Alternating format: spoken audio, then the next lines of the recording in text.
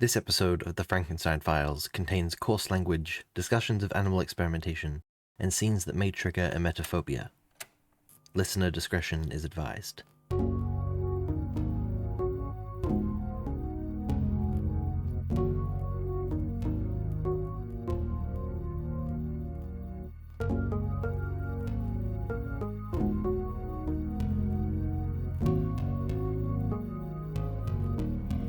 Suspended between the flesh and soul, we find the gentle spark of life.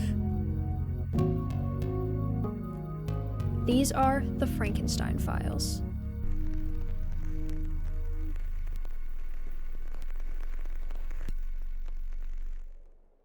What the hell does that mean? What the hell did Percy get into with these tapes? What am I getting into?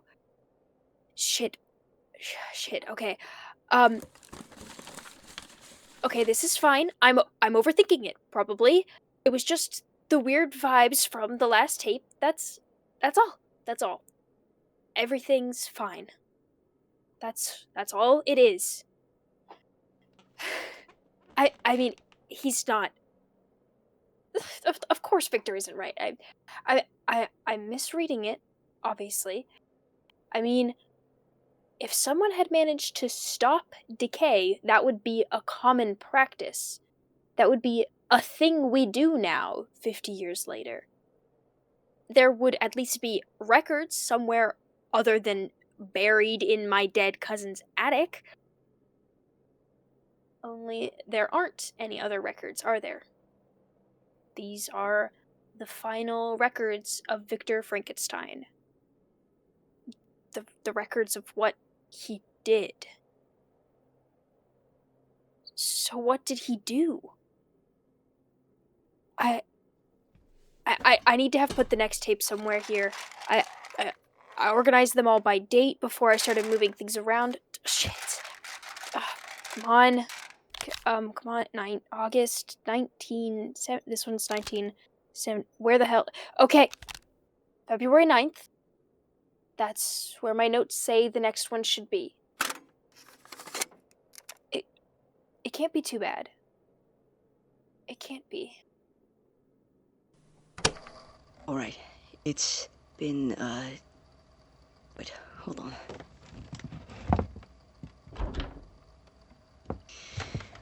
Alright, Christopher should be out anyway, but just in case. I've been working on the potential aldehyde formula. Finally. It's been taking a while. I'm not entirely used to being this... well, I don't know if stealthy is the right word, but I've been working on assembling a collection of chemistry equipment and base chemicals from some of the labs. I've had to take them piecemeal so as not to attract suspicion, but as far as I can tell, no one has noticed any of the missing inventory. And I have what I need. For the most part, I think. There's potentially a few more instruments I can use for further clarifying the solution, but that can come later. Primary concern right now is more the smell. The scent of chemicals isn't exactly conspicuous sensory-wise.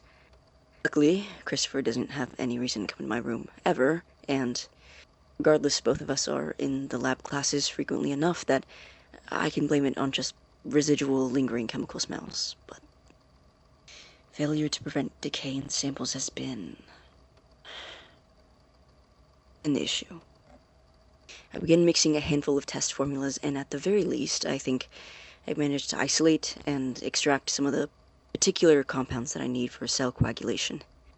Solution seems relatively stable, but it's only been resting for a couple of days, so I'll have to keep an eye on the samples long term, just in case.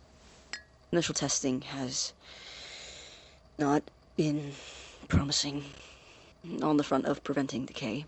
I tested a handful of variations of the formula on strips of raw meat from the fridge, and the current version of the solution has failed to stave off the development of bacteria.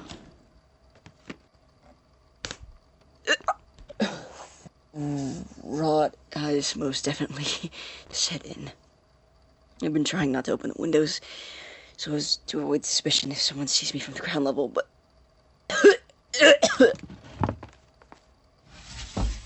God, if anything is going to permeate enough that I get caught, it's this. I need to find a better storage solution than the sealed container.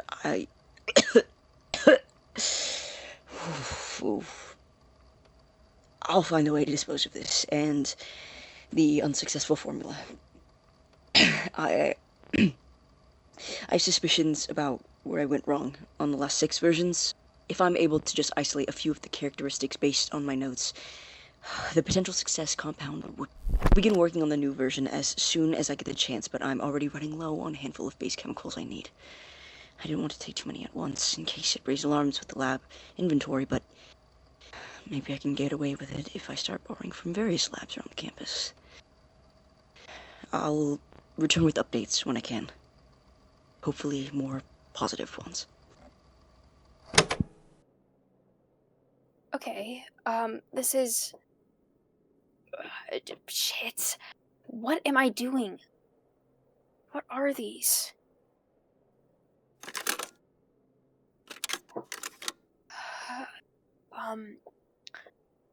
There was something wrong with the tape. It jumped forward at one point towards the end. If I... where's a pencil? Hold on. But I don't want to take it apart. I don't trust myself to put it back together, and it feels important that I should be able to listen to it. But there, the tape is patched, spliced. I don't really know the term for things like this, but it's there's a clip missing. When Victor goes to talk about the exact formula, someone has cut out the formula from the tape and spliced it back together. I don't think it was Percy. The screws look as busted up as the rest of the tape. They haven't been touched, so why would Victor cut out his own formula? If he recorded it in the first place, unless it was... I can only pray that whatever dangers you may face in your life are trivial compared to those which I have let loose upon this world.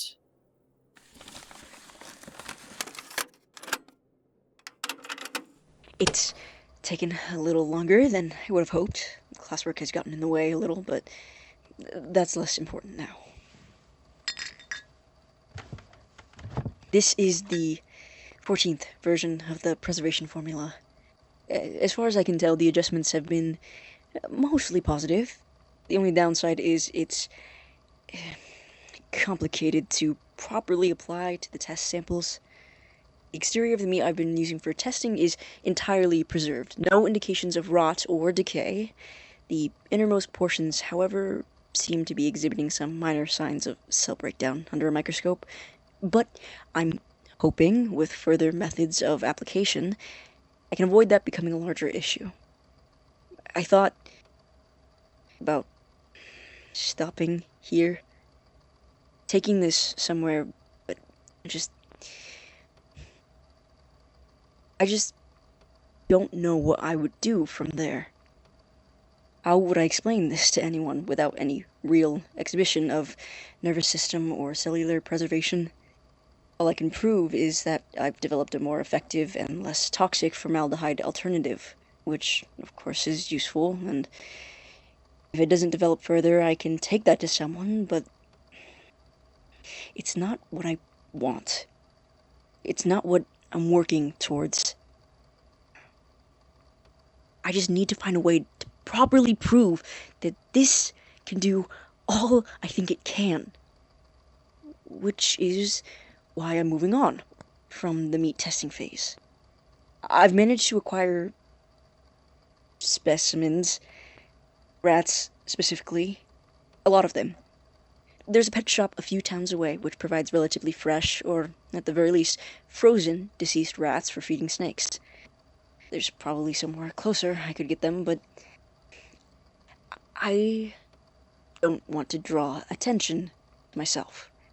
especially depending on how many I need to buy. Obviously, living or recently dead test specimens would be ideal for judging the promise of the formula, but I'll take what I can get. They don't need to have intact nervous systems, but as long as I can concretely prove the prevention of decay, that should be enough. I've already set up a few varying specimens, one submerged in the formula and bathed in it, and one which has the preservation formula injected in a manner reminiscent of embalming practices. There is a minor issue in the scale of the rats and the difficulties on that side of things. Even a human's nervous and venous system would be too small and intricate to properly alter in any case, but I can deal with that later. For now, the primary concern beyond tracking the progress of the rats is testing preserved nerves and impulses. I obviously can't attempt to resuscitate a rat, especially not one that's been dead and frozen, but if I can work on introducing electrical impulses to specific muscles in isolated parts of the body, I can at the very least begin to gauge if the formulas are successful at allowing the reintroduction of nerve connection and cellular rehabilitation. I found a few books in the school library on galvanism and other potential options, but I'm not sure. I need to keep working on a method of properly interfacing the natural nervous system of the specimen with an artificial one. Ideally, I'll be able to solve that dilemma soon and provide a new update, but I don't know entirely. Either way, this is good. I'm doing good. I know I am. Maybe if I'm able to succeed in this next round of testing, I can tell Henry next time we call. Maybe give an update on what I've been doing. If we do call sometime. I've been so busy, I haven't really gotten the chance, but this is big, though. He'd be excited to hear about it. I want to be able to share this with him when it's done.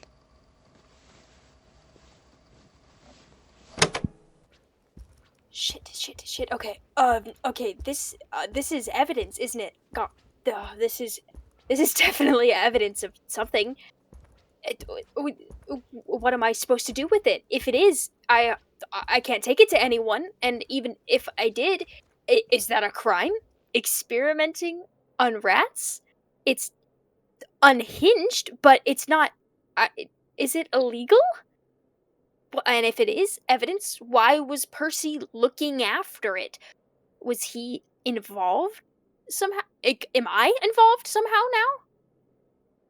now? The first tape said that I'm now tangled up in this by listening to them, and I didn't listen to the stupid warning, and now I'm here, and well, now I feel like I can't stop, even if I wanted to, because what if there is something really messed up, and I don't listen any further, and so nobody ever finds out about it, and a crime never gets solved. In a bunch of Georgie's crime shows with the cold cases, it's because people ignored evidence or lost it, and I can't have that weighing on my conscience. I can't just God, I don't need this right now. This is the last thing that I need.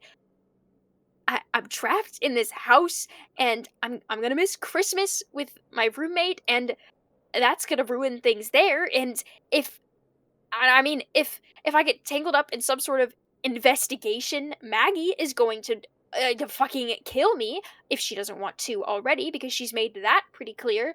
And I just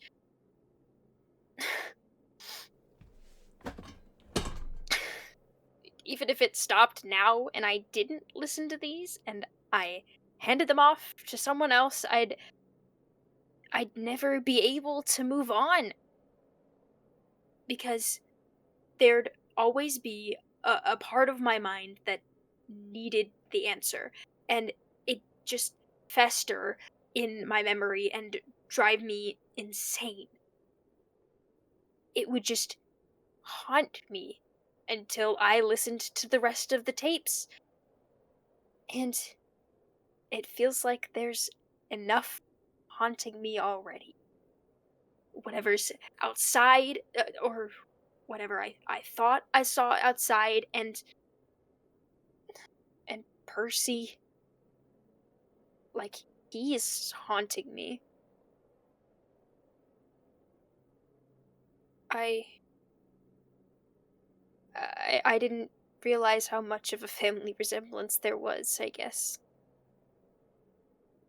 And I know Maggie and I look similar, but I keep seeing photos of Percy around the house, and it's like seeing a doppelganger of myself. We're not identical or anything, but I definitely look more like him than I do my sister. And it's like, anytime I find one of those pictures, I keep seeing myself looking back at me. Because only a few months ago, it was Percy moving through the house, digging out the snow, listening to these tapes. And now it's like he's watching me. Like I can feel his eyes judging me, or maybe feel him pulling me closer to whatever this is. It was easier before, when I could just think of him as this floating, disembodied mystery, some larger-than-life figure who lived in this big, creepy house in the woods and had these spooky tapes he was involved with. But he wasn't that. He was just a person. He was just like me. And now he's dead. He's dead and gone, and I'm here. Where he left off. Now I'm just like him.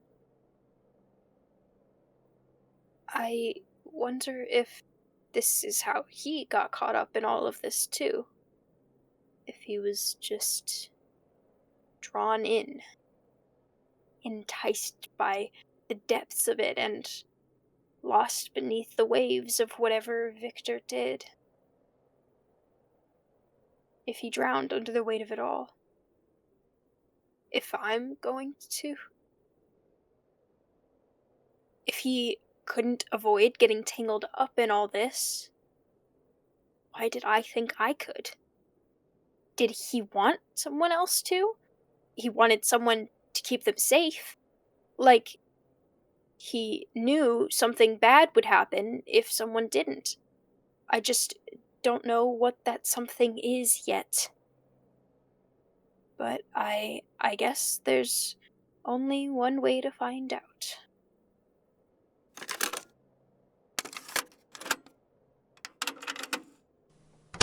Alright, this is picking up from the last entry regarding both electrical impulses and methods of preservation. I believe my efforts for preservation are successful so far, though I am having slight issues with some of the submerged specimen, which are decomposing from the inside. I can fix that, though, provided the infused specimens don't begin exhibiting the same symptoms, which it doesn't seem like. More testing will be required there, I think. But regardless, I have been experimenting with very small-scale apparatus to test the introduction of electrical impulses. Given the nature of the rodent specimens I'm using, I haven't necessarily found a way to introduce electrical nervous stimulation to the entire body at once, but I've pieced together a smaller device with a series of makeshift galvanic instruments attached to a controller, which I've connected to the wall outlet. It's not a reliable method for continuous impulses, but, well, right now I'm more concerned with seeing if the preservation fluids have preserved not just the tissue itself, but the nerve connections, which could be salvaged for further animation.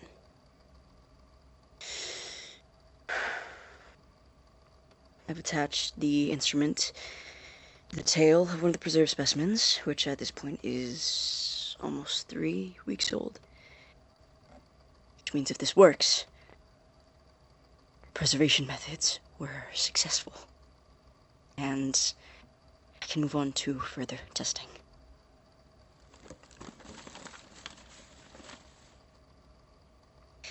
This is experiment 1 on March 13th, 1970, regarding reanimation of preserved nervous tissue, 21 days after death.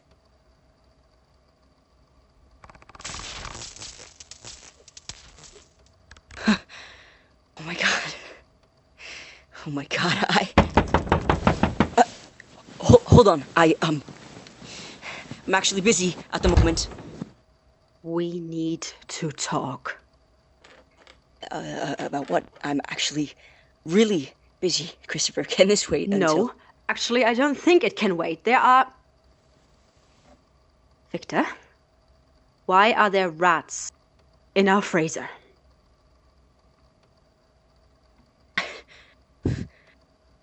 Why did you open the bag?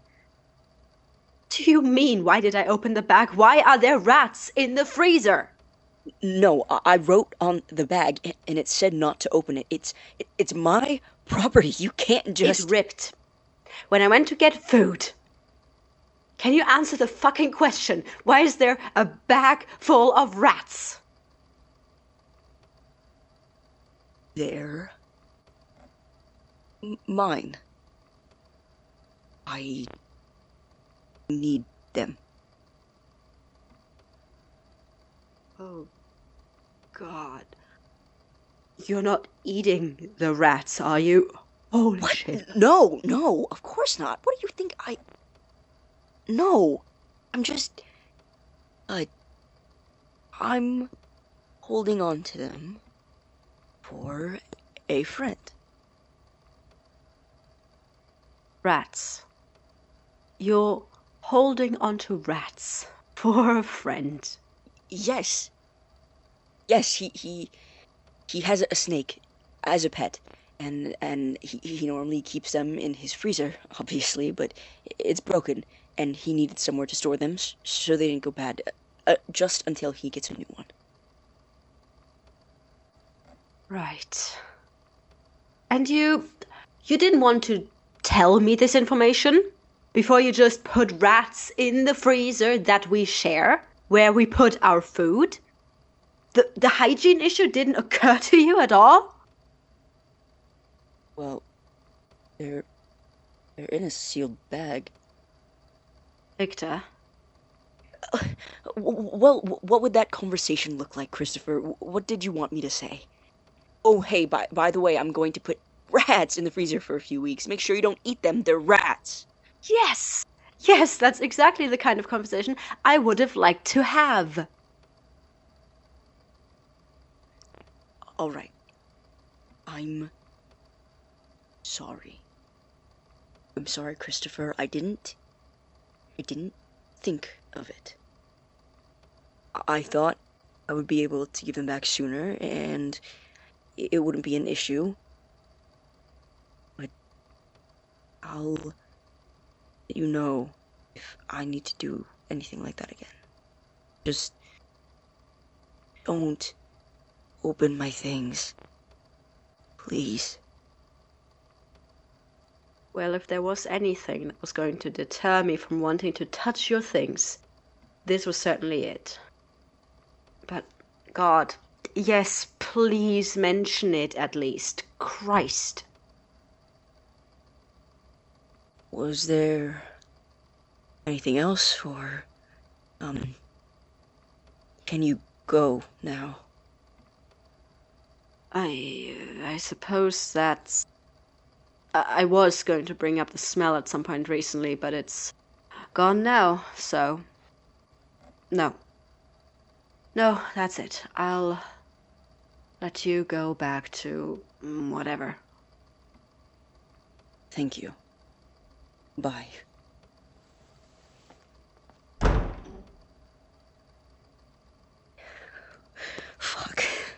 Fuck, that was close. All right. I needed to find a better way to block the door next time, and this was too close. But it worked. This is test 1 concluded. Successful.